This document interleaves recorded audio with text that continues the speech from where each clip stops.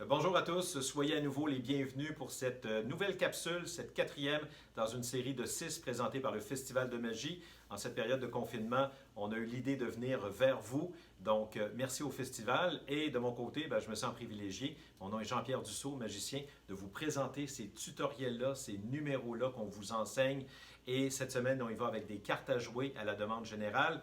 Je fais le numéro et ensuite les explications. Ça s'appelle la mystérieuse prédiction. Le tour se fait avec un jeu de cartes de 52 cartes, toutes différentes comme ceci, et avec l'aide d'un spectateur ou d'une spectatrice. Madame, pourrais-je vous demander s'il vous plaît de couper le jeu vers le centre? Excellent, je vais marquer votre coupe. J'espère que vous aimez la magie. Oui, bien sûr. Je m'arrête sur le choix de votre carte sur laquelle vous avez coupé. Bien important de la retenir, s'il vous plaît. C'est bon avec vous? C'est bon aussi à la maison? Super, on va la replacer à l'intérieur du jeu. On peut même brasser les cartes si vous voulez. Avant le numéro, j'ai fait une prédiction. Vous aurez remarqué que j'ai une lanterne magique ou une lanterne mystérieuse juste ici avec un morceau de papier à l'intérieur qui est plié. Allons voir qu'est-ce que ça donne. Et peut-être qu'à l'intérieur de ce papier, se retrouverait une prédiction.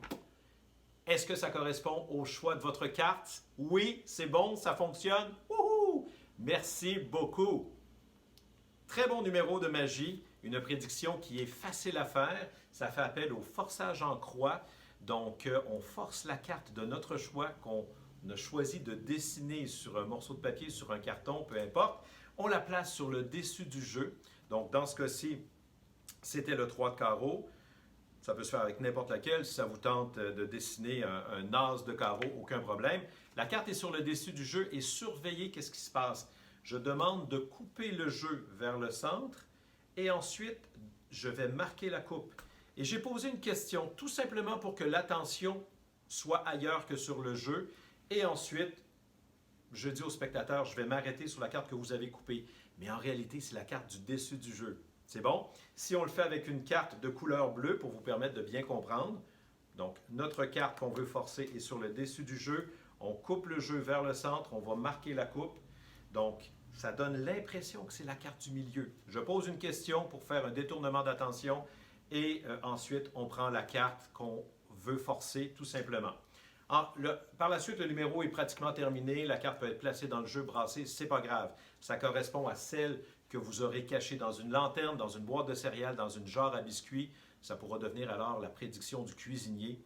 Donc, voilà. Votre tour est pratiquement réalisé. Ensuite, c'est de la mise en scène du théâtre un peu. Et on peut se concentrer en disant qu'on a fait une prédiction avant le tour. Et prenez votre temps. Encore une fois, ce n'est pas une course. On la dévoile tranquillement. Normalement, les réactions sont très fortes. Les gens applaudissent et vous avez en main un numéro qui peut se faire avec n'importe quel tour, n'importe quel jeu de cartes, dis-je, qui peut se faire n'importe où. Simplement, prenez un petit moment pour dessiner votre prédiction.